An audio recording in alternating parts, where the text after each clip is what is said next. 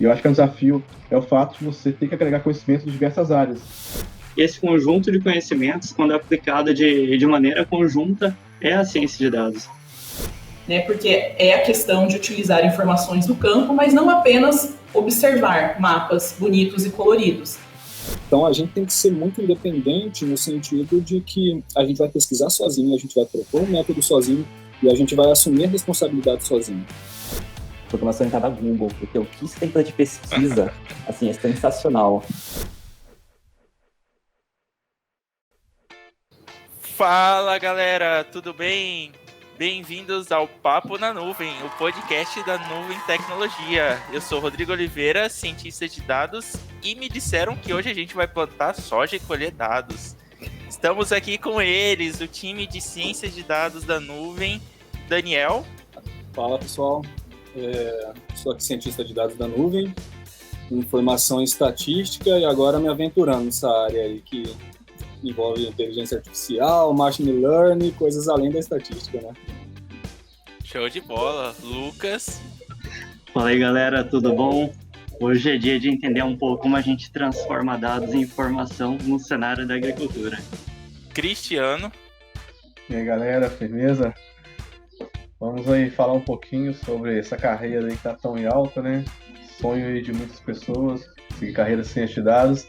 Então a gente vai contar um pouquinho aí sobre a experiência que a gente está tendo aí atuando na área, sobre alguns desafios, enfim, vai ser bem legal aí o papo. Show de bola. Carol. E aí, pessoal, meu nome é Maria Carolina, eu sou engenheira agrônoma por formação e estou começando agora a minha carreira de cientista de dados aqui na Nuvem. E João. Fala pessoal, tudo bem? Meu nome é João Pedro, sou engenheiro de materiais, atuando como cientista de dados, e hoje, além do que foi falado, vamos mostrar como Python é muito melhor que R. Show de bola, começou com uma polêmica aqui. Então, para você que tá ouvindo aqui, ó, fica até o final, porque no final do episódio a gente vai destrinchar melhor esse assunto aí, quem que é melhor, R ou Python. Então, escuta até o final para você não perder. E eu não posso deixar de mencionar nos bastidores aqui Lucas Santana, o melhor editor de podcast do Brasil. Então, galera, eu queria começar falando principalmente com o João, a Carol e o Cristiano, que são de áreas, né, um pouco mais longes dessa área de dados. Fala um pouquinho como que foi a experiência de vocês, o que fizeram vocês pivotarem para essa área, né, de ciência de dados. Na ordem? Pode falar lá. Bom, pessoal, como eu disse, sou engenheiro de materiais. Chegou um momento na graduação na qual eu estava pensando, né? Ok, estou aqui, mas será que é isso mesmo que eu quero? Enfim, será que eu quero atuar na indústria, quero ir para banco, ficar na área acadêmica? Então surgiu aquela dúvida. Nisso eu tentei experimentar coisas diferentes na universidade. Fiquei trabalhando num laboratório de polímeros, trabalhando com biomateriais. Fiquei 1 ano e meio lá para ver se eu gostava do assunto mesmo, ver se ia trilhar uma carreira com mestrado ou algo do gênero. Acabou que eu gostei de pesquisar, mas não gostei de ficar em bancada, né? Então foi lá que eu consegui o gosto por ler artigos. Eu li muito artigo mesmo. Depois eu fui estagiei no Fundição, na parte de qualidade. Então a gente via sobre, basicamente, peças, conformidades, tinha relatórios técnicos. Gostei, mas acabou que eu passava boa parte do meu tempo na frente do computador, tentando descobrir coisas, né? Estava tudo conforme planejado, se tinham outliers ali no meio. E até vi um feedback interessante do gerente da área. Falou, nossa, João, você gosta tanto de fazer análise de computador que acho que você tem fit com essa área. E aí, quando eu estava para me formar, surgiu uma oportunidade meio de última hora, um outro estágio, uma empresa aí grande do agro. E era um estágio na área de BI, no caso, né? Eles queriam, na verdade, trazer mais um pouquinho desse mundo de dados para a área de reportes comerciais, né? Aí fiquei naquela dúvida, já enrolei tanto para me formar, fiquei 1 ano e meio no laboratório, fui fazer um estágio, será que eu topo essa ou não? E aí, conversando com o pessoal, uns professores, uns amigos, vai lá, experimenta, né? E eu acabei mergulhando nesse mundo mesmo. Aí foi até um choque, porque no começo eu pensava que eu já ia começar programando, ficava o dia inteiro programando em R ou Python, mas foi aquele choque de realidade com empresas grandes, onde você fica um monte de tempo programando em Excel e PowerPoint. Mas com os trabalhos que o time desenvolveu lá, a gente foi conseguindo construir espaço. Nosso gestor era muito bom também, tinha uma visão muito boa para o time. E partindo de PowerPoint e Excel, a gente começou a fazer modelagem econométrica, no caso, e conseguiu dar uma nova cara assim, para os assuntos para a empresa toda. E nisso veio a pandemia e tudo mais, enfim, fui contratado como assistente, depois logo fui promovido para analista, e aí com toda essa história de pandemia, veio a oportunidade na nuvem, deu certo, aí peguei meu carrinho, a minha pet, minha coelha, e viajei 3 dias de São Paulo para Cuiabá. Estamos aqui nessa empresa que está sendo maravilhosa até o momento. Show de bola. Carol? Então, a minha trajetória também ela não é muito tradicional, né? Eu sou agrônoma. Durante a graduação, eu fiz diversos estágios e agora, olhando para trás, eu consigo entender algumas coisas melhor. Eu percebi que eu não gostava muito da parte laboratorial, experimento a parte de campo não era algo que eu queria fazer o tempo todo e eu gostava muito de lidar com as informações, né, principalmente as informações do sistema de produção numa visão mais macro. No final da graduação eu descobri que eu gostava bastante da área de pesquisa, aí eu fui fazer mestrado, doutorado, né, na parte de engenharia agrícola, voltada à gestão dos sistemas de produção e da agrometeorologia. Então foi natural eu seguir esse caminho acadêmico, né? Eu terminei o doutorado, eu comecei a dar aula na universidade também, aqui estadual, para o curso de agronomia.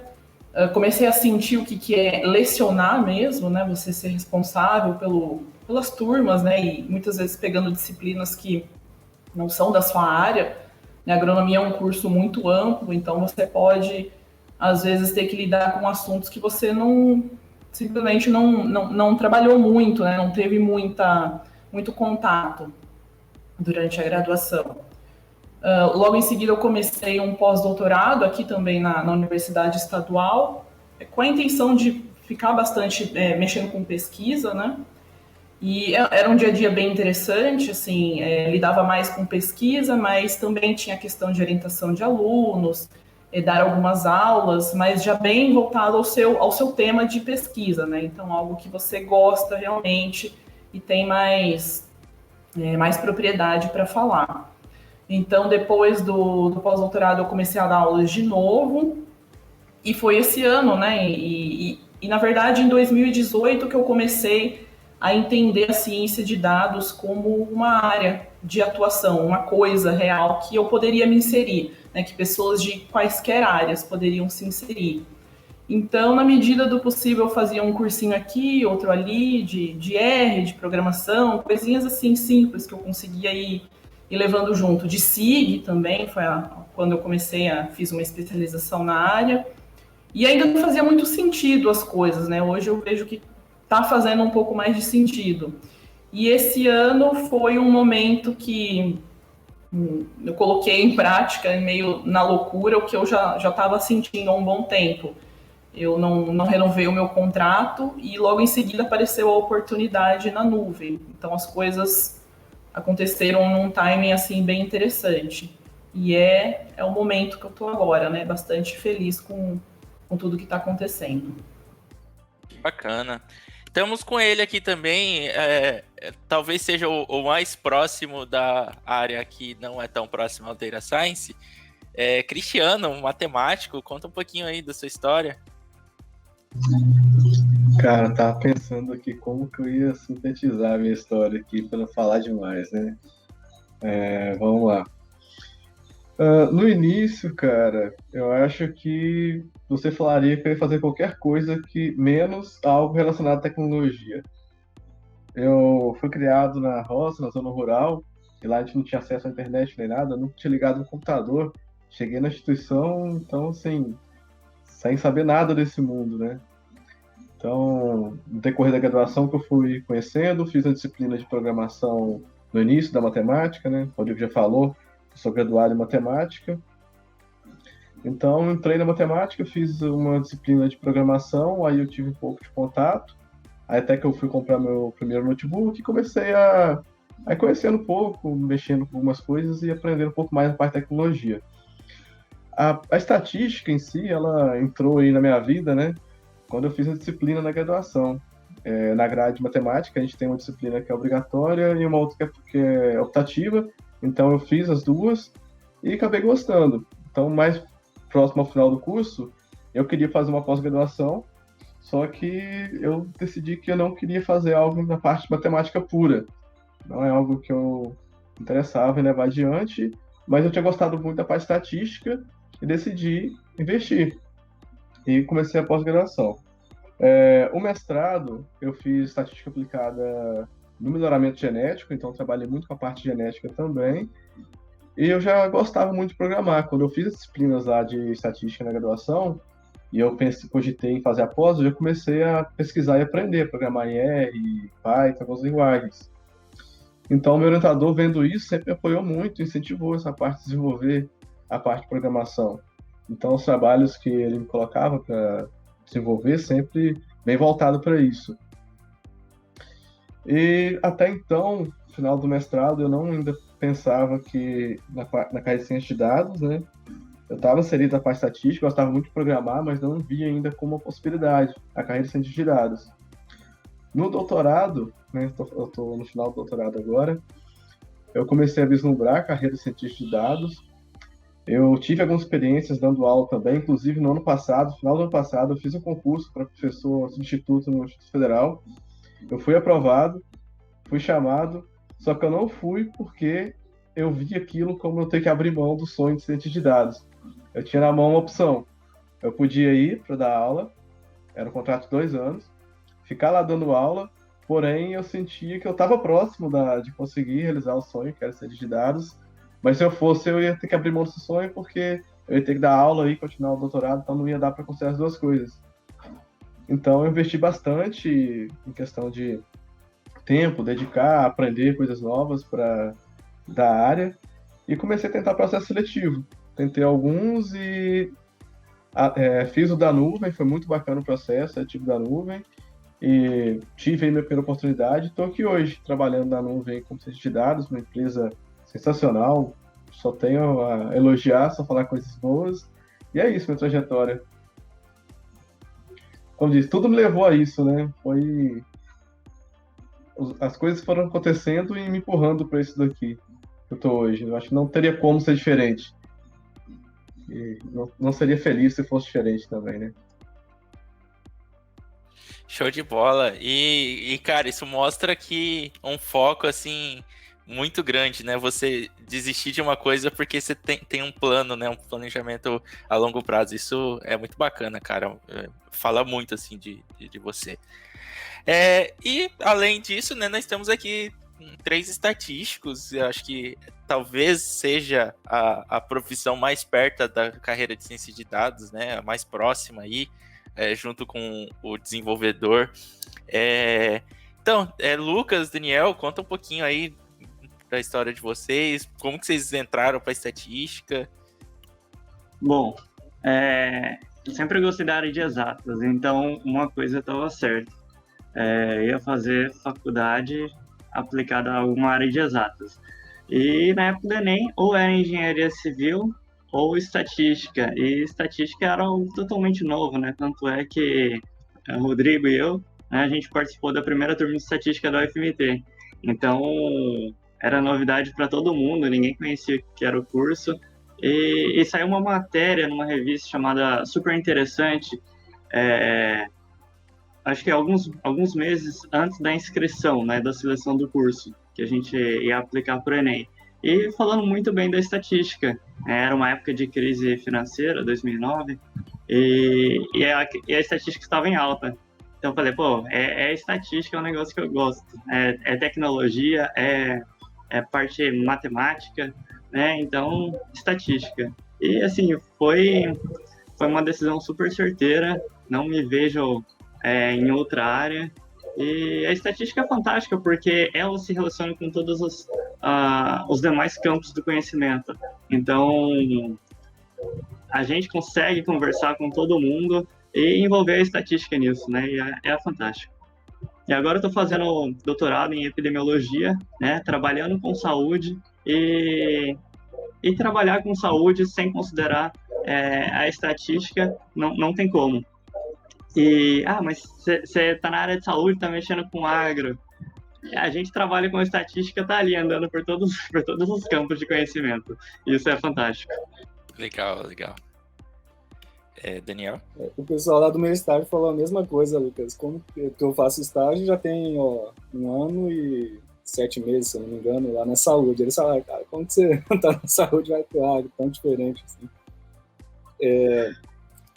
Bom, a minha trajetória é um pouco mais humilde que o arsenal dessa equipe aí. E a decisão que fez eu entrar na estatística, na verdade, é muito comum entre várias pessoas que entram na estatística. O meu sonho de adolescente era fazer psicologia. E aí, no Enem, eu não consegui passar em psicologia. E eu me vi forçado a ter que entrar na universidade assim mesmo. Então, eu fiz um levantamento de todos os cursos da UFMT e comecei a eliminar aqueles que, de longe, eu não queria. E fui diminuindo a lista. No final, fiquei entre Química, Geografia e Estatística. Eu até me matriculei em Geografia, na verdade. Aí, beleza, entrei na Estatística. Eu precisei escolher algum curso que conciliasse felicidade com perspectiva de crescimento na carreira, né? E aí, a Estatística se mostrou fenomenal para isso. Assim como o Lucas disse, eu também pesquisei bastante na internet e teve um texto em particular que me convenceu bastante, que dizia... Tinha vários textos dizendo que a estatística era a segunda maior média salarial do Brasil, mas tinha um em específico que dizia detalhadamente por que disso e falava que atrás de medicina tinha a estatística com a segunda maior média salarial e, tipo, cara, tinha uma frase lá que me pegou, que era verdadeiro sucesso, não precisa de holofote, alguma coisa assim, sabe? E aí eu pensei, cara, uma profissão, um curso que quase ninguém faz e que ganha dinheiro desse jeito e ninguém tá sabendo, não é possível, cara. E aí eu sempre tive familiaridade com matemática, com física, sempre gostei dessas duas coisas. E assim, minha paixão é estatística, mas meu amor é a filosofia. Eu gosto muito de filosofia, é a coisa que eu mais gosto de estudar. E assim como a filosofia, que você aplica ela em qualquer coisa, tem até quem diga que a filosofia é a mãe de todas as ciências, a estatística você aplica em todas as coisas. Assim como o Lucas disse, é uma área que conversa com tudo. Então, para mim, estatística e filosofia são irmãos, embora muita gente ache que é o oposto uma da outra. E é isso, eu estou no meu último semestre de graduação e estou prestes a começar uma pós-graduação em Data Science aí com o João, né? E é isso aí, minha trajetória. Show de bola, estatística é a filosofia dos números, né? Para finalizar aqui, eu vou contar um pouquinho, né, do meu percurso. Ele foi bem parecido com o Daniel, foi um texto, né, que me fez tomar essa decisão. Eu contei essa história uma vez numa live do Data Science. Eu queria fazer sistema de informação, eu queria ir para a área de tecnologia. Fiz o meu foi o primeiro Enem, que foi o vestibular único da UFMT. Tive uma pontuação ok, mas lá você não podia escolher 3 cursos, era um ou outro, né? Você tinha 3 chances para escolher o curso. E no sistema de informação eu fiquei meio com medo de eu não entrar. Aí eu, né, inocente, fui falar pra mamãe, né? Deixa eu fazer um cursinho, né? E aí eu tento no ano que vem, que aí eu vou ter mais garantia para entrar. Aí minha mãe falou, olha, se você não entrar na faculdade agora, você vai ter que trabalhar para pagar seu cursinho. Aí eu, olha que bacana, estatística ficou muito interessante. Entrei. Só que assim, foi questão de meses no curso, foi a melhor decisão que minha mãe pôde ter tomado por mim, né, na minha vida, porque eu entrei, apaixonei pelo curso, apaixonei pela área e tô aí até hoje. trabalhando com isso. É isso aí. Antes da gente ir para o próximo tópico aqui da minha pauta surpresa, que o pessoal aqui não viu a pauta antes, pedir para você que está ouvindo aí, né, nos seguir nas redes sociais, no Instagram, no YouTube, no Facebook, LinkedIn, no nosso GitHub também tem alguns repositórios com as coisas bacanas que o pessoal coloca lá, e, né, o Spotify e o Deezer, onde a gente está transmitindo aí os principais canais para transmitir esse podcast. Outro ponto também, você está ouvindo esse podcast, nós estamos com umas vagas abertas aí para o nosso time. Temos aí para engenheiro de software sênior em Python, né? O João até vai gostar do Python aí. Também temos vagas aí para analista de BI sênior, então são pessoas aí que vai trabalhar no time nosso. Então, se você tem interesse em trabalhar com a nuvem, trabalhar na nossa empresa, ser colega de trabalho dessa galera aqui fantástica, vai lá em carreiras.nuvem.net e cadastre seu currículo lá. É isso aí, então vamos pro próximo tópico aqui. É legal ver que nosso time ele é muito diversificado, né? Várias áreas, várias pessoas com perfis, com formações diferentes, isso é muito importante e tem muito a ver com o próximo tema, né? E eu pergunto para vocês, a gente já discutiu isso aqui num podcast anterior, mas eu gostaria de ver mais a concepção que vocês têm nesse assunto.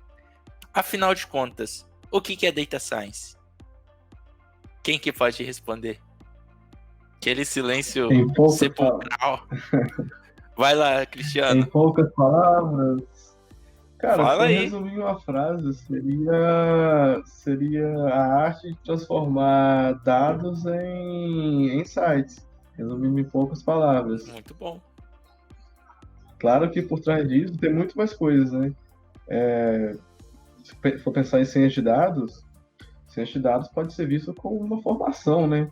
Você tem várias atribuições, vários conhecimentos aí que se juntam para, além de você pegar os dados, trazer informação, dar contexto para essa informação. Então, assim, você consegue sintetizar isso em uma frase, mas eu acho que quando você pensa em ciência de dados, você tem que pensar como uma coisa dinâmica, uma coisa que está sempre mudando e demandando coisas novas. Uma das coisas que eu vejo na ciência de dados que eu acho desafiador, né, para quem vai inserir na área, e eu acho que é um desafio, principalmente para você se manter na área, é o fato de você ter que agregar conhecimento de diversas áreas, que muito provavelmente você não tem ainda. Então, se você não é uma pessoa muito ativa, que tem dificuldade com isso, é uma coisa que tem que ser trabalhado, porque todo momento você lida com áreas que não são da sua zona de conforto. Eu vou trabalhar no agro, vou ter que trabalhar na parte de mercado, vou ter que trabalhar na genética, vou ter que trabalhar com algo na parte de geoprocessamento. Então você acaba tendo que entender um pouquinho disso tudo, porque além de processar os dados, você tem que entender o mínimo para dar contexto para aquilo, para saber se faz sentido, se não faz, se aquilo já é algo óbvio, se não é, enfim. Mas seria isso, o resumo seria a arte aí de transformar os dados aí em insights. Olha aí a filosofia junto com os dados aí, cara. Show de bola. Mais alguém? É uma ciência, né? O nome já fala, ciência de dados. E é algo totalmente multidisciplinar, né? Então envolve estatística, envolve computação, conhecimento do negócio, matemática, é tanta coisa, né? Acontecendo de maneira conjunta que é algo assim extraordinário, que vem chamando a atenção de todo mundo, né? Então, às vezes fica essa dúvida, o que é ciência de dados? Ciência de dados é um nome novo para a estatística. Não, na verdade, a gente está aqui reunindo um conjunto de conhecimentos, né? E esse conjunto de conhecimentos, quando aplicado de maneira conjunta, é a ciência de dados, né? E o time reflete bem isso, cada um é de uma área, uma formação, tem uma experiência diferente, e isso é a materialização da ciência de dados. Fazendo uma analogia aqui com o que a gente tem lidado no dia a dia, eu enxergo da seguinte maneira: a gente trabalha com insumos desse nosso sistema. Os insumos são a matemática, a programação, o conhecimento do negócio em cima de dados, e precisa extrair informação de valor, né? Falando em negócios, geralmente informação de valor está associada com o econômico. Então eu vejo dessa maneira, né? A gente traz ferramentas para um universo e precisa extrair informações que gerem vantagens, né? Vantagens econômicas, sociais, ambientais, né? Informação de valor. Bacana esse ponto que você falou, né? A gente fala valor, a gente sempre está falando, pensando em potenciar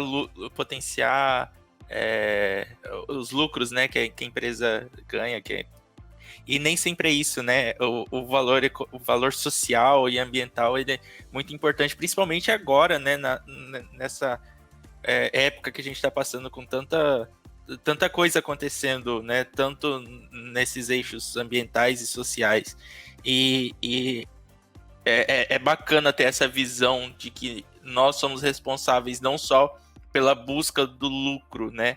Mas cada vez mais as empresas, elas precisam estar inseridas nesse contexto social, ambiental, porque sem isso não tem como evoluir, não tem como a gente crescer como sociedade, né? É importante, e realmente a gente tem que ter um papel aí de protagonismo nessa questão. Só complementando aqui, então, uma coisa que eu acho interessante destacar também, né, do profissional cientista de dados é a versatilidade que o profissional tem que desenvolver para se manter na área. O pessoal destacou muito bem.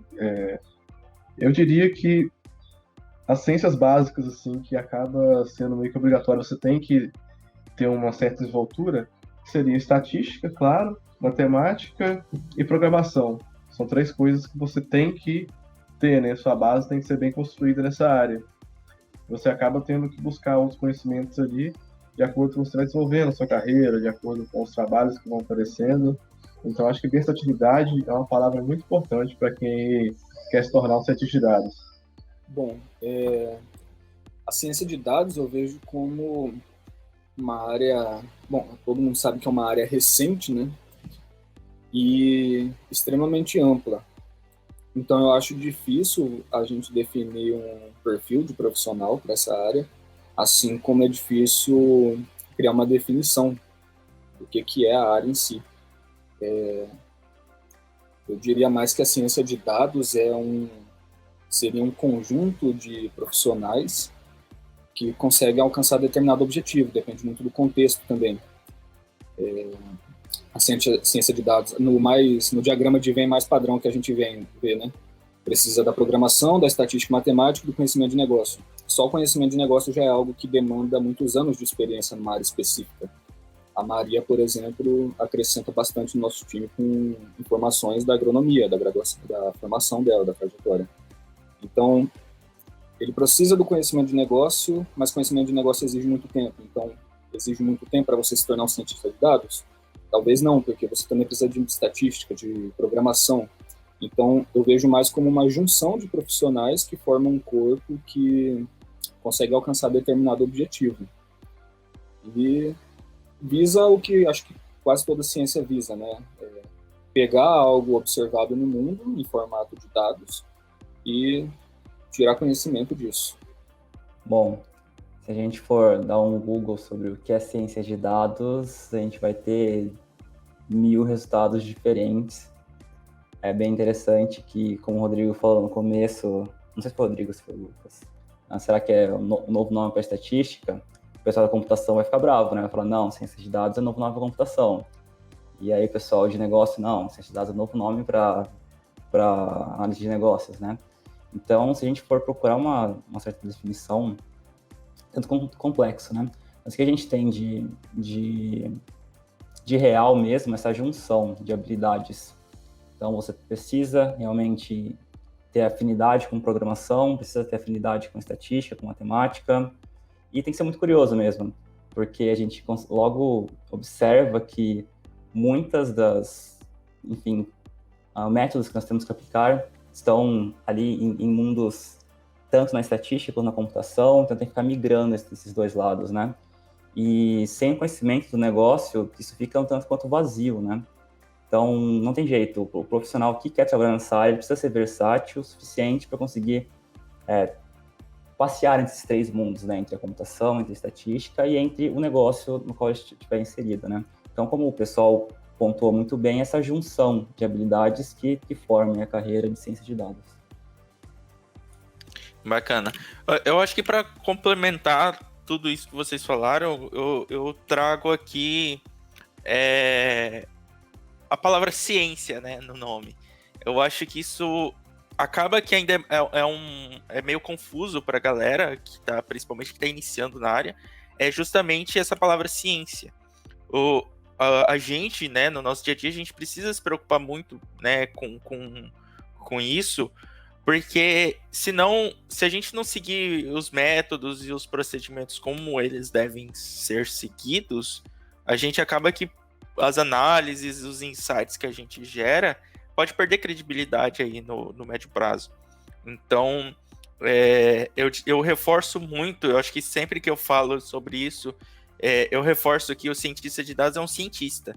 Então, seguir minimamente o método científico, né, as boas práticas, entender as teorias, né, de como que os métodos, os algoritmos que a gente está usando funcionam, é fundamental para que as nossas análises tenham credibilidade. Eu dou um exemplo que eu sempre dou, vou aplicar uma regressão, ok, mas eu não fiz um teste dos resíduos, né, eu não verifiquei se eles têm variância constante, né, toda aquela questão que precisa ter para você garantir que a regressão ela realmente pode ser usada para aquele conjunto de dados.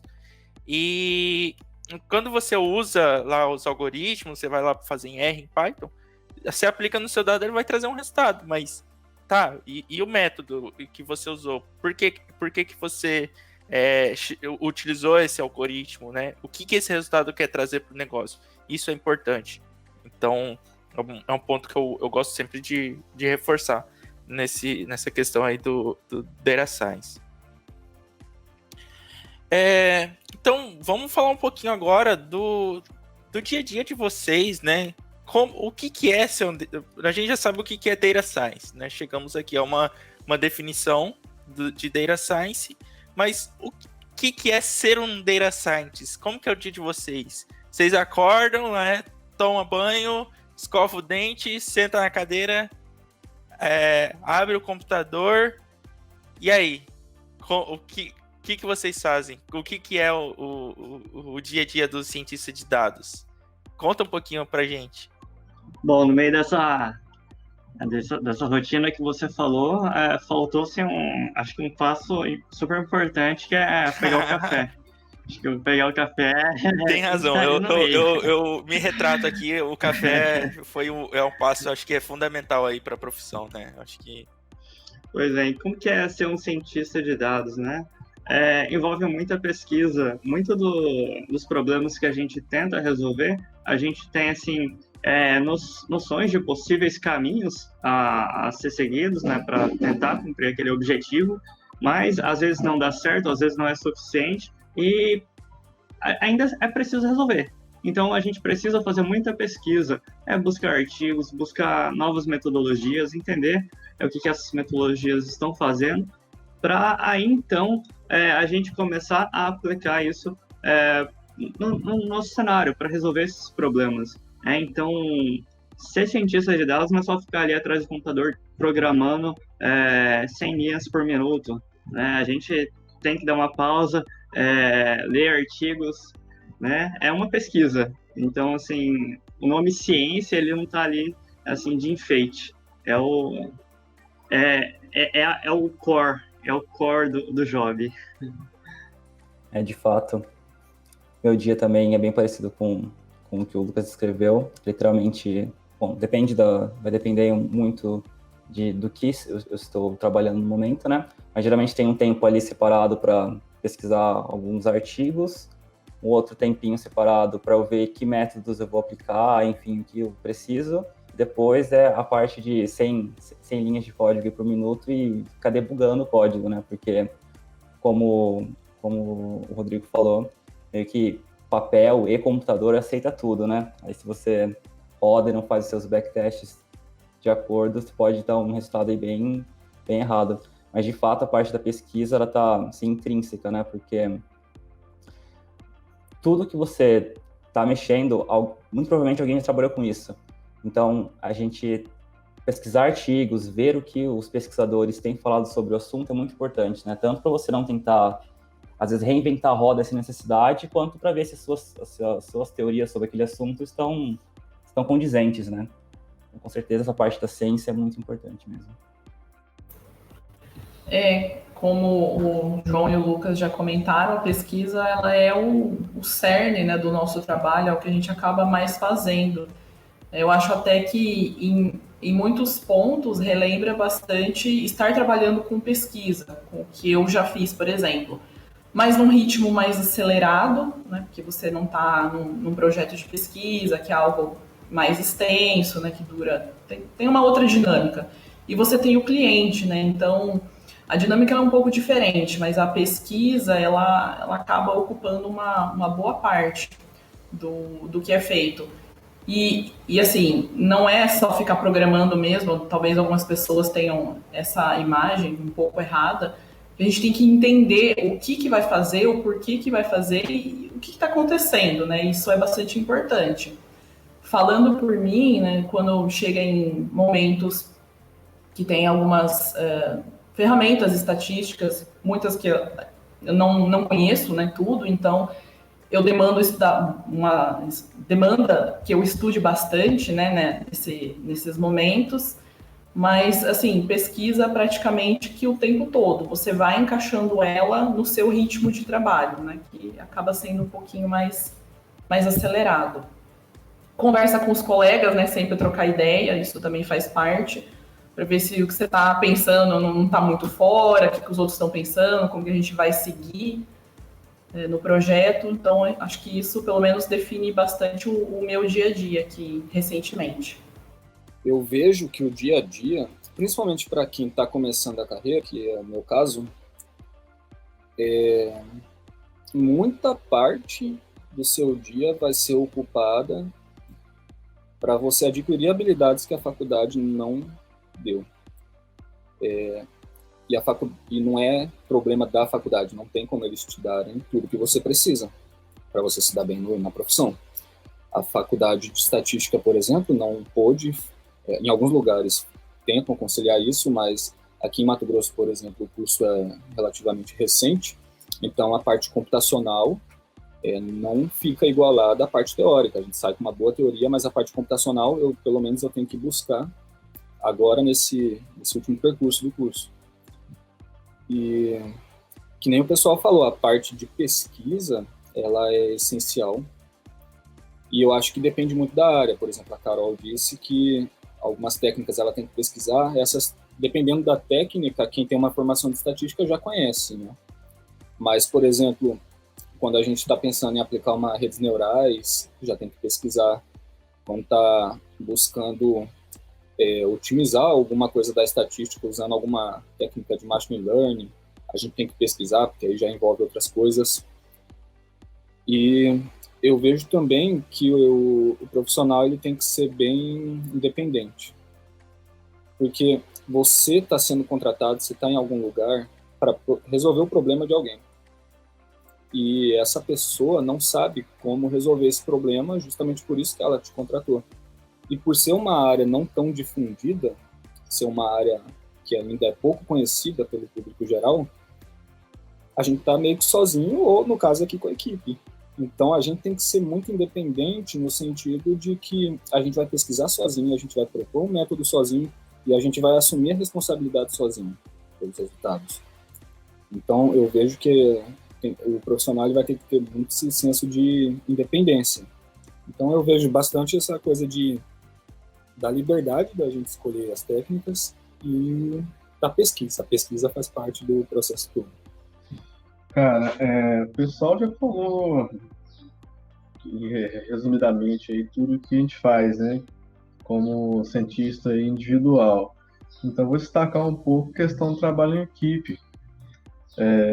Em resumo, o que a gente faz é programar e pesquisar, né? A gente dá contexto aí aos resultados que a gente está obtendo e, claro, né, procurar também ideias aí para propor métodos, enfim, tudo mais. A nuvem, ela dá muita liberdade para a gente, é algo que eu acho muito interessante aí na empresa.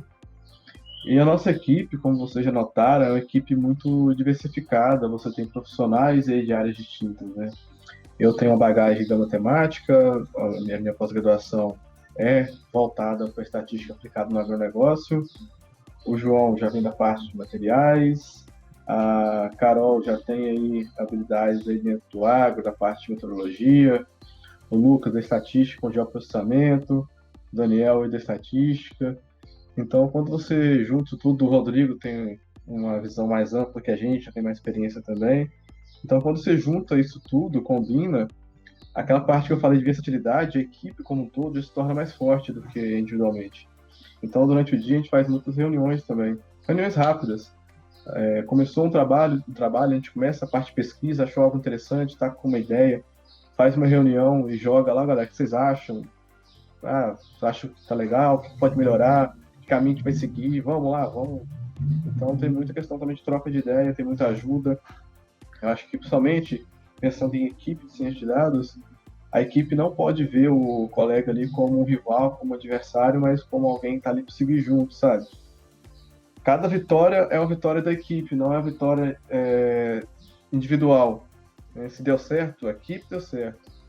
Se, infelizmente, não consigo chegar no resultado e tal, mas você não conseguir chegar no resultado também é resultado, né? Talvez aquilo ali com aqueles dados não dá para fazer e tal. Mas, enfim, mesmo quando você não consegue chegar no seu objetivo, a equipe que não conseguiu não é uma pessoa. Então, acho que essa questão da integração, do trabalho em conjunto também é muito importante. Isso é um ganho muito grande, sabe? Massa, show de bola. Vocês falam... isso que vocês falam, geralmente quando a gente pesquisa, né? Principalmente quem está começando na área, você que está ouvindo aí que está entrando na área ou quer mudar para a área de Data Science, você vai encontrar muita pesquisa assim, o dia a dia do Data Scientist. 80% do tempo eu fico trabalhando, manipulando dados e só 20% realmente analisando. E na prática não é bem assim, não. A gente gasta muito tempo manipulando dados, sim, com certeza. Mas, em resumo, é o que o pessoal falou. É pesquisar. A gente não pode deixar de pesquisar, de estudar, de tentar ver novas análises, novas técnicas. Você tem aí na internet enxurradas de artigos que estão saindo todos os dias sobre abordagens, metodologias diferentes para você analisar o dado e gerar algum insight. E sem estudar, você logo você fica para trás. Então, eu diria aí que os 80% do tempo a gente tem que dedicar na pesquisa e deixa os 20% para manipular e analisar dados.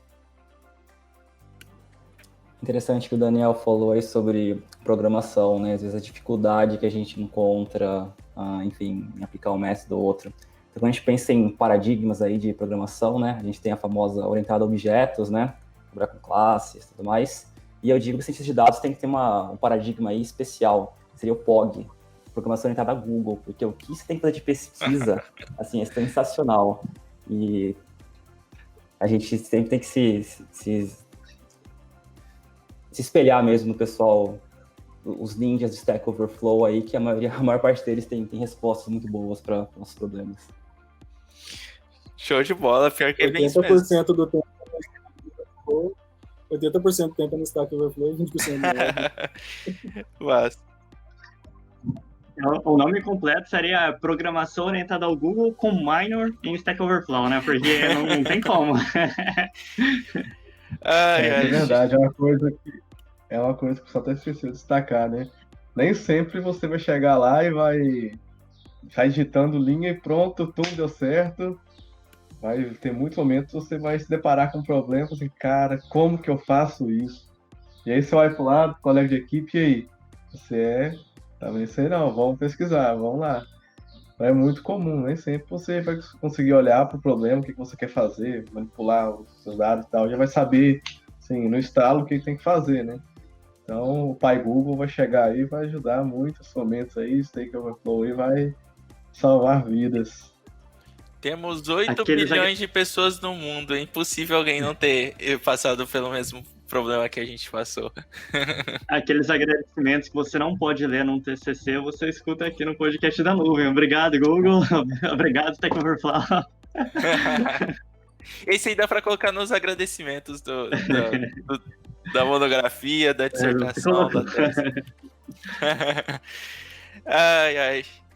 Gente, e agora vamos falar um pouco do agro, né? Como assim agro? O que tem a ver as plantinhas lá com data science, né? Fala um pouquinho sobre como que esse universo, né, de aplicar a ciência de dados no agro. O Cristiano falou aqui, né? O agro é pop, o agro é data, e o agro é science. Fala um pouquinho como que é o agro, né? O contexto da ciência de dados no agro. Vocês que estão inseridos aí nesse universo. Eu vejo que o agronegócio, o agro no geral, ele está muito relacionado com o futuro da análise de dados. Muitas coisas dentro da análise de dados que a gente vê como coisas progressoras e que vão crescer muito são intimamente relacionadas ao agro. Por exemplo, melhoramento genético, uma coisa que todo mundo fala, a parte de você aplicar a ciência de dados na genética é um dos futuros, e o agro precisa muito disso. Uma coisa que eu particularmente gosto muito é a estatística espacial, e o agro pode se beneficiar muito disso também. Então, eu vejo que a gente está num momento perfeito em que a tecnologia está cada vez mais acessível, as empresas relacionadas ao agro podem começar a engatinhar para uma cultura mais orientada a dados, de recolher informações com drones, por exemplo, ou outros artifícios tecnológicos, para que sejam pioneiras e estejam à frente quando as técnicas começarem a se consolidar. Ou algum grande achado for publicado em formato de artigo científico, por exemplo. Então, assim, não é muito tradicional aplicar. Existem métodos tradicionais que aplicam estatística no agro, mas eu vejo que o principal fator vai ser o quanto que o agro vai se beneficiar de ter uma cultura orientada a dados e das técnicas que estão crescendo dentro da ciência de dados. Cara, seguindo aí mais ou menos a linha que o Daniel já começou, né? A cultura de dados aí no agro, nas grandes empresas aí, é algo que está ainda no início, né? Está começando a se consolidar e solidificar. E eu vejo que as empresas estão cada vez mais buscando isso, tentando fomentar essa cultura e realmente montar uma base de dados consistente, tentando montar uma equipe de data lá para poder trabalhar. Mas por que estão fazendo isso? Afinal, já temos tantas coisas, né? Se a gente parar para olhar o passado do agro e o presente, a gente vai ver que tudo evoluiu muito. Você pega na genética aí, você tem variedades aí resistentes a diversos tipos de doenças, variedades aí que são boas aí, que se adaptam a diferentes tipos de climas. Você tem o processo em si da empresa, do plantio até a colheita, todo automatizado, com máquina de ponta, tudo muito controlado. Então, tudo já evoluiu muito, é tudo muito controlado hoje em dia. Então, quanto mais você vai subindo nesse degrau de melhorias, mais difícil fica você evoluir ainda mais, né? Porque tudo já está muito evoluído. Então, para conseguir progredir, continuar essa evolução, você precisa ir um pouco além. Então, eu acho que a ciência de dados é o que eles estão vendo como essa possibilidade de ir além. Claro, né? Vai ter pesquisas, são importantes, e isso aí sempre traz coisas novas e ajuda a melhorar. Mas uma das possibilidades para conseguir buscar essa evolução está sendo a ciência de dados. Estão vendo cada vez mais, está sendo importante aí você olhar para os seus dados, entender e, por meio dos dados, o passado e buscar soluções para melhorar no futuro. nem processos. Hoje em dia, os processos em si é algo que as empresas se preocupam muito, em não só automatizar, mas otimizar ao máximo os processos. E como você vai conseguir olhar para isso e ver se realmente está funcionando? Se está realmente otimizado o seu processo, quais pontos você pode melhorar?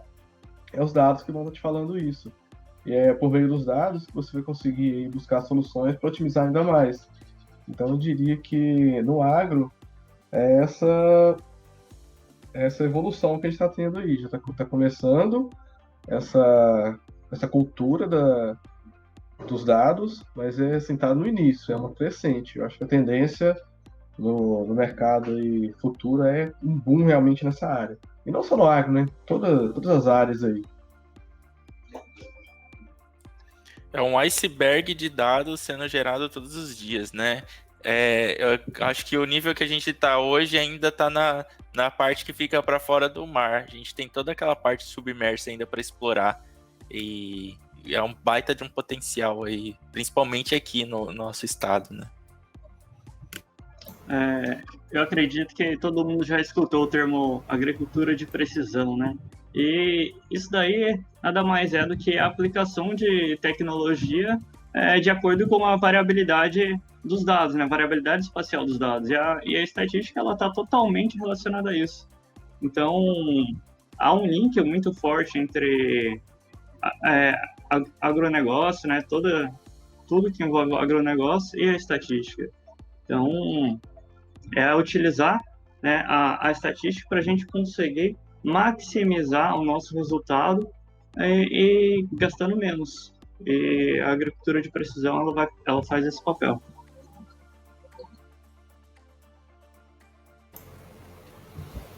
Eu acho que agronegócio tem absolutamente tudo a ver com ciências de dados. Quando eu penso em todas as áreas que a agronomia ela abrange, fazendo assim um resumo, né? Desde lá da parte da engenharia agrícola, que eu tenho coisas bem distintas, né? Mecanização, agricultura de precisão, irrigação, hidrologia, construções rurais, ambiência animal, indo para a parte de produção vegetal, né? Horticultura, fruticultura, paisagismo, grandes culturas, a parte de fitopatologia, a parte de zootecnia, a parte de produção de alimentos, né? De origem animal e vegetal, recursos florestais, administração e economia rural. Então, assim, é extremamente amplo. É importante para qual área? Para todas. Todas as áreas estão gerando dados, gerando informações, né, que precisam ser melhor processadas e analisadas e gerar valor, né, gerar uma informação que traga algum valor. Eu acho que com a agricultura de precisão, que já tem alguns anos que a gente está vendo ela se estabelecendo no mundo. Talvez ela foi pioneira nisso, né? Porque é a questão de utilizar informações do campo, mas não apenas observar mapas bonitos e coloridos, sim usar aquilo como uma ferramenta para você entender e manejar, né? Modificar o seu manejo, o que você vai fazer no campo. Então, eu acho que a agricultura de precisão está inserida nesse grande universo aí da ciência de dados no agronegócio, e agora talvez ela vai ficar mais estabelecida. A gente ouve muito hoje em dia falar sobre o agronegócio 4.0, o que tá ocorrendo agora. Então, o que a gente está vivendo no momento, eu entendo que seja algo muito acelerado no sentido de equipar o campo. A internet das coisas, sensor, 4G, internet em tudo. Isso está acontecendo. Mas o que precisa ser feito depois disso, né, a partir disso, é a gente trabalhar com essas informações e agir sobre isso. Não é apenas coletar volumes absurdos de dados, porque isso já está sendo possível. Né, com a aplicação de tecnologia que a gente tem hoje, isso já é possível. Mas o nosso papel é trabalhar nesse meio que é bem importante, que até então não foi muito desenvolvido, né, no agronegócio. Pegar todas essas informações, processar, analisar e fazer algum sentido daquilo, levando maneiras de se agir no campo, né, de se modificar, melhorar o manejo e trazer resultados mais eficientes, né, sob algum ponto de vista.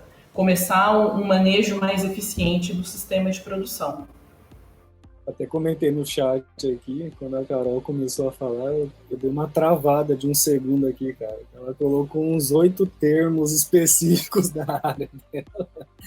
Eu falei, meu Deus, é muita coisa. É muito amplo mesmo, é muito. Para nós mesmo, é muito amplo. Assim, se eu for fazer um concurso, por exemplo, não faria sentido agora eu fazer para a área de produção vegetal, ou de genética, ou de zootecnia, não tem nada a ver. Eu aprendi isso, mas não foi algo no qual eu me especializei e trabalhei. Então, pessoas da área vão se encaixar nisso. Então, é extremamente amplo, né? Isso é muito legal, mas traz, assim, uma complexidade bem interessante. Cara, show. Uma coisa, a gente vem ouvindo também, né? Uma coisa muito legal, que é o pessoal se preocupando já aí nas empresas com tentar automatizar o processo de coleta de dados, tentar aí minimizar o processo aí humano de coleta, tentar automatizar para garantir aí ao máximo a consistência dos dados, né? Então você vê que antes, se você olhar no passado, sei lá, 5, 10 anos atrás, acho que não tinha tanta essa preocupação, mas hoje realmente o pessoal está vendo aí na parte do agro o quão preciosos são os dados que eles têm. Claro, as empresas já coletam dados há um tempo, mas eles acho que não tinham a visão do quão importante seria isso hoje, né? E da dimensão que se eu tomar hoje, das possibilidades que teria hoje com esses dados. Então, a gente já vê essa preocupação deles aí, tentar automatizar o processo. Então, os caras já querem anotar tudo que faz, né? Antes, talvez, não era... isso aqui não precisa de guardar. Hoje já querem ter tudo que eles fazem lá documentado, não deixa passar nada. Então, é legal ver essa postura das pessoas aí que tá à frente nas empresas. Isso, né, que a Carol falou, é importante a gente ter o cara do negócio do nosso lado, né? Como a Carol falou, não tem como você, né, saber de tudo que está acontecendo, conhecer tudo ali, então a gente precisa muito do apoio do cara do negócio para que transforme aquilo, ou nos fala, né, aquele insight, aquela visão que a gente gerar, se aquilo faz sentido ou não para o negócio, né? Então é um papel fundamental também que ele faz dentro desse contexto. E tudo isso fala, né? O iceberg ele vai mais fundo ainda, né? É muita coisa. No universo do agro é gigantesco e tem muito campo para ser explorado. Infelizmente, a gente não vê isso acontecer com muita frequência aqui no país, né? Essa área não é fomentada aqui, a gente não tem essa cultura. Mas, pelo lado positivo, a gente enxerga um potencial muito grande para a gente, né? Que tá aqui, né? Evoluir na nossa profissão, evoluir na nossa carreira, porque tem muito campo para ser explorado.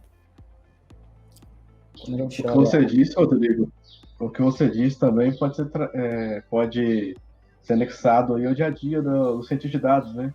Que é quando você está lá programando, quando você está pensando no que vai fazer, você sempre está se colocando no lugar do seu cliente e pensando, será que isso vai agregar valor para ele? Como será que ele pode pegar esse resultado e colocar ele lá em produção? Como que ele vai pegar esse resultado e vai explorar ele na empresa? Então, você está a todo momento se colocando no lugar do seu cliente. Você tentar conhecer lá o processo dele, como funciona e tentar ver aonde que essa pecinha que você está criando vai encaixar dentro daquele processo, como vai impactar para ele. Acho interessante que a gente pode enxergar a área de ciência de dados como um grande investimento, né? E qual é a vantagem de você utilizar dados no seu negócio, né? Tem a ver com competitividade. O mundo hoje está cada vez mais competitivo. Então, e ciência de dados por ciência de dados mesmo, você vai colhendo resultado ao longo do tempo, né? Assim, claro que dentro do universo de dados existem vários pontos no qual você pode ter um retorno mais imediato, como, por exemplo, o próprio fato de você ter rotinas ali que você consiga não só coletar esses dados, mas validar esses dados, né? Fazer um pequeno teste para ver a consistência deles, ou trabalhar na área que não é tanto data science, né? Que seria a parte de você tá automatizando alguns relatórios e coisas do gênero, isso já traz um valor mais imediato. Agora, qual que é o grande desafio? É você pegar esse mundo, essa montanha de dados e você relacionar tudo isso. E é nesse sentido que o pessoal peca muito ainda, né? Porque é muito complexo, envolve tanto a parte matemática, a parte técnica, quanto a parte de negócio, né? Então, isso é algo relativamente novo, né? Se a gente for pensar em poder de processamento para todos esses dados, de técnicas, e eu acho que essa é uma parte que tem muito potencial ainda, né? Você instaurar essa cultura de dados e, de fato, conseguir correlacionar todas as informações e conseguir formar um produto. Bacana. Gente, o papo tá muito bom, tá muito legal, mas a gente precisa cumprir nosso tempo. E como prometido, agora vamos colocar, né, a briga vai rolar agora nesse podcast. O pau vai comer. Então, Lucas, roda a vinheta aí de briga, né? Briga na escola. Acabou a hora, todo mundo vai se pegar lá fora agora. E aí, R ou Python? Agora eu quero ver. A oposição pode começar aí. Beleza, acho que eu vou começar então. Se a gente for pensar R ou Python, né? Pessoal, eu tenho calouros que me perguntam, eu quero ir para essa área que você está trabalhando, o que eu faço? Estudo R, estudo Python? Eu falo, depende. Do meu ponto de vista, o R ele é muito mais amigável para você programar. Tipo, a leitura dele é muito mais voltada a processamento, a análise de dados mesmo. Eu acho muito mais natural você programar com R nesse sentido. Trabalhar com os data frames, os métodos são bem simples, a semântica é bem simples, né? Só que chega num momento que quando você quer fazer nest das coisas, né? Começar a encadear funções, tem o pipe, mas o fato de você não ter, por exemplo, algo nativo para você trabalhar com classes, trabalhar com aquele S3, S5, cara, começa a complicar. E aí eu acho que o Python começa a brilhar, sabe? Começa a ter mais potencial. E até mesmo em questão de processamento, né? Velocidade. Quando você está trabalhando, sei lá, com imagens, por exemplo, é meio que um parto trabalhar em imagens em R, né? Então, nesse sentido, acho que o Python ele sobressai, né? E não sei, talvez, acho que aqui do time, quem pode defender Python também é o Cristiano, né? Porque o time é meio viesado pro R, né? Então, não sei. Bora lá, eu quero sangue, galera. Vamos lá, quero ver esse fight Fala aí. alguém da posição primeiro, hein? Uma coisa que o time está experienciando nessas últimas 2 semanas é que a gente está tentando aprender a mexer no QGIS. E a questão do R ou Python, cara, eu vejo desse jeito. Se eu quiser fazer análise de mapa de maneira séria, eu não consigo fazer isso no R, sabe? Vai chegar um ponto em que eu vou ter uma limitação. Embora eu possa usar o R para várias tarefas de análise de mapa. Mas se eu quiser fazer uma análise séria mesmo, em que não tem limites de possibilidades, eu tenho que ir para o ArcGIS, eu tenho que ir para o QGIS. E a coisa do R e Python é a mesma coisa, cara. Se você quer fazer análise de dados de maneira... Eu vejo assim, num workflow feito para isso, é R. Porque o Python é excelente. Ainda existem pontos fortes no Python que não tem no R e vice-versa, e cada vez que cria uma ferramenta no R, ela é recompensada no Python, e uma ferramenta do Python é recompensada no R, meio que existe um equilíbrio. Mas eu vejo que o Python ele tem muita força porque a linguagem ela foi criada com propósito geral, né? Então muita gente aprendeu ela para outras coisas. E aí, conforme surgiu a ciência de dados, incorporaram algumas ferramentas que precisam de ciência de dados no Python. Mas o R ele foi originalmente criado para isso. Então, hoje, por exemplo, já existem ferramentas incríveis no R que conecta a problemas que você precisa estar ligado na nuvem, problemas de deploy. O próprio web scraping, que era muito forte no Python, hoje já é feito em R. Então, cara, eu vejo que R é uma melhor escolha aí, né? Se a gente quiser trabalhar com ciência de dados. Agora, se a gente trabalha com várias outras coisas e a ciência de dados não é a parte mais importante do negócio, claro, o Python ele é uma ferramenta que generaliza mais. Mas para a ciência de dados ainda tem um rei aí. Em resumo, se você quer fazer uma análise séria, você usa o R, né? Resumo, eu tentei ser educado, né, Rodrigo? Não, aqui é briga, aqui educação não entra no ringue não, cara. Ai. Gente, eu acho que é só uma brincadeira, eu acho que cada uma tem seu ponto forte, mas não são competitivas, elas são complementares, né? Eu gosto sempre de falar, o R é um ambiente para análise de dados, o Python é uma linguagem de programação, então você não pode comparar, eles são incomparáveis. E eles são complementares. O Cristiano tem um negócio para falar aí, Cristiano? Fala aí. Então, eu venho falar então como mediador, né? Tem um aí defendeu o uso do Python, outro defendeu o uso do R.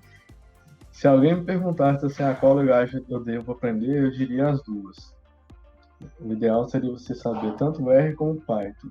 Porque vai chegar um momento que uma vai ser uma ferramenta melhor, vai ter outro momento que a outra será. Enfim, só que algo que você acabou de comentar, né? É difícil comparar porque o uso elas nasceram para finalidades diferentes. O Python é uma linguagem de uso mais geral e o R é uma linguagem criada especificamente para análise estatística, né? Foi criado por estatísticos, então a origem delas é diferente, a finalidade delas é diferente. Então, assim, eu gosto de usar quando vou fazer uma análise estatística, um teste, alguma coisa assim, o R já está lá prontinho, tudo fácil de rodar e tal. Vou ficar carregando pedra para quê? Só que, por exemplo, vou processar imagens, rodar uma rede, trabalhar com machine learning, eu opto pelo Python. Eu acho a sintaxe lá melhor, eu acho o leque de opções lá melhor.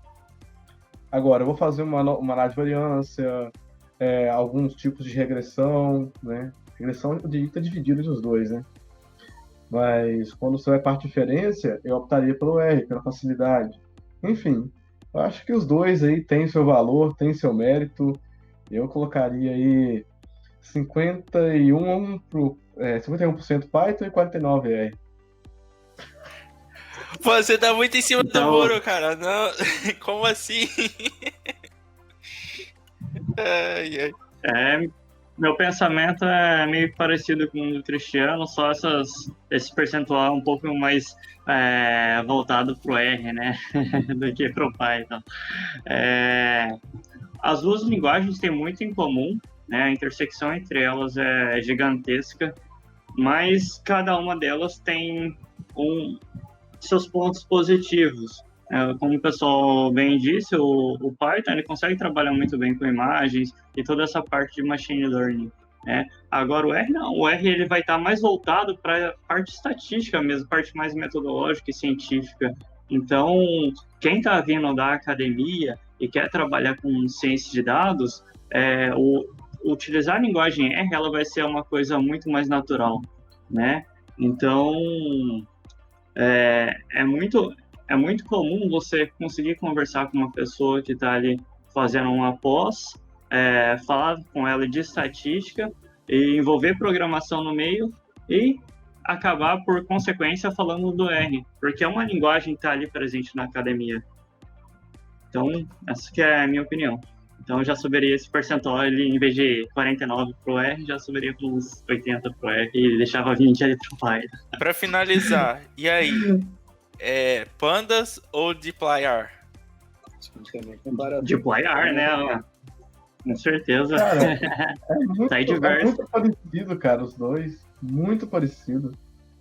Mas e aí, Cristiano? Vai lá, eu preciso... Defina, saia do muro. Cara ou coroa, velho. É muito igual os dois. Muito parecido. Até com o operador lá que eles usam, né, para linkar as funções, é parecido com a forma que o Pandas conversa também. Só que ao invés do pipe lá, ele usa o ponto. É muito parecido. Acho que nem o Lucas falou, quem vem da academia, né, do contexto de pesquisa, tem muito mais chance de estar trabalhando com R, porque ele é muito bom para isso. E para análise estatística, assim, é uma ferramenta fantástica, mas eu acho que realmente elas são complementares, né? Como vocês já falaram, o Python ele é mais versátil, né? E pessoalmente, eu me sinto mais confortável usando o R, é o que eu tenho mais prática, uso há mais tempo. Meu primeiro contato com Python foi ano passado. Então, Python para mim é mais desconfortável, mas eu estou no momento que eu acho que eu tenho que me sentir desconfortável quase sempre. Então, por exemplo, agora com a questão da análise de imagens, eu vou tentar ficar mais desconfortável com Python.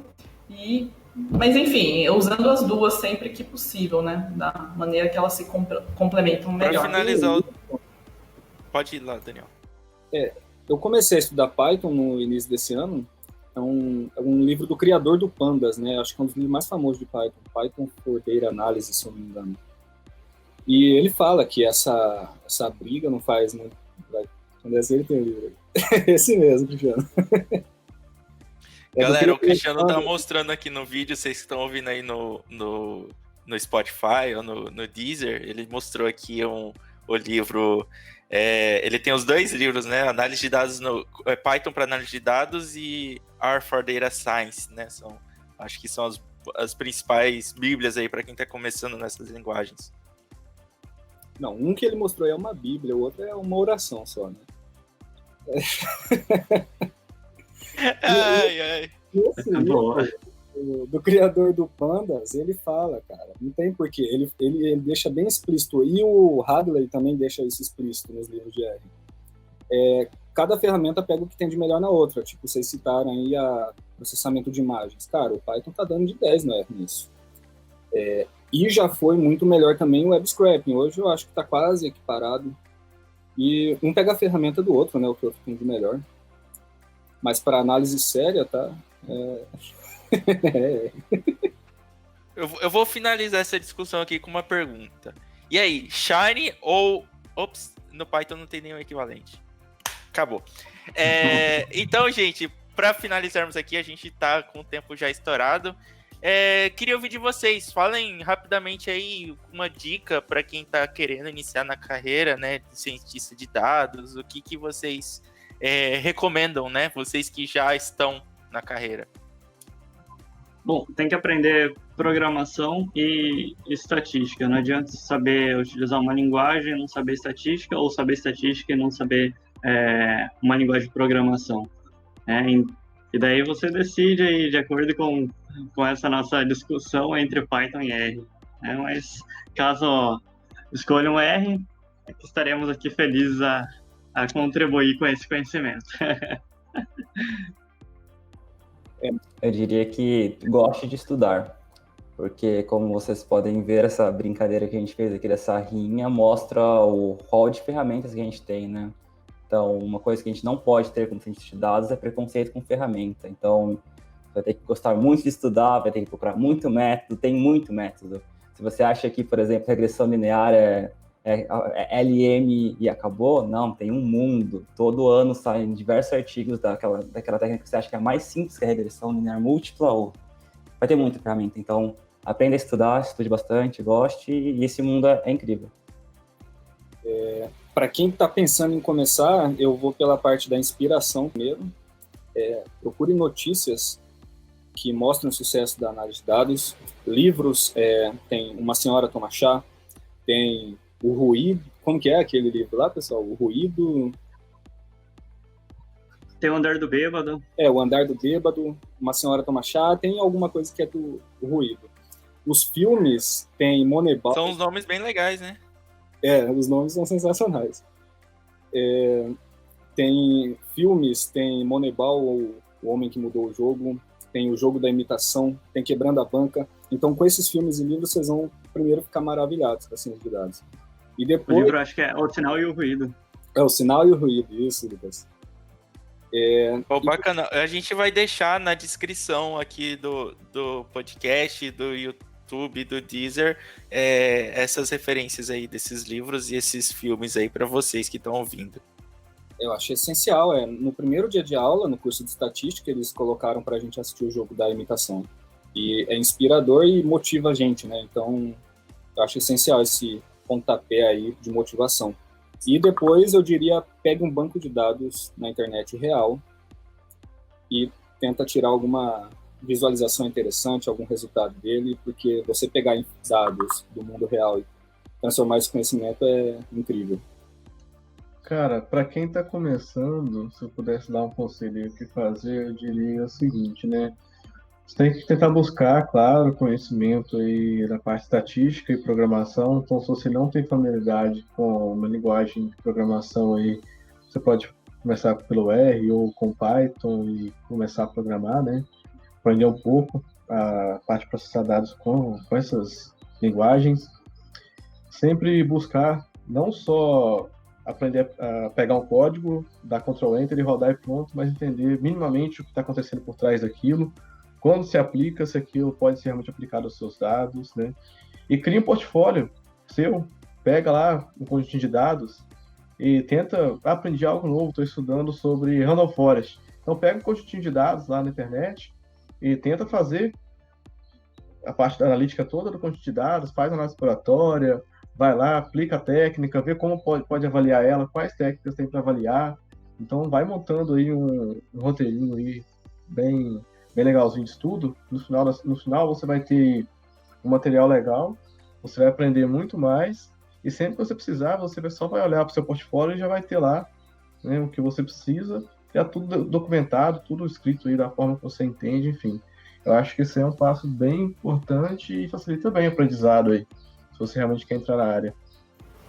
Eu acho que eu deixaria de conselho principalmente a motivação, né? E não perder essa motivação. Se você vem de uma área que você acha que não tem absolutamente nada a ver, você acha que é um negócio impossível, não tem como. Tem como. Eu acho que você tem que usar essa motivação, se é algo que você identificou, que você gosta, que você quer, e usa isso para tá sempre estudando um pouco o básico, o fundamental de estatística e programação. Porque talvez você vá perceber que você não aprendeu de fato o fundamental, não entendeu direito, mesmo o mais básico da estatística na graduação, que foi o que aconteceu comigo.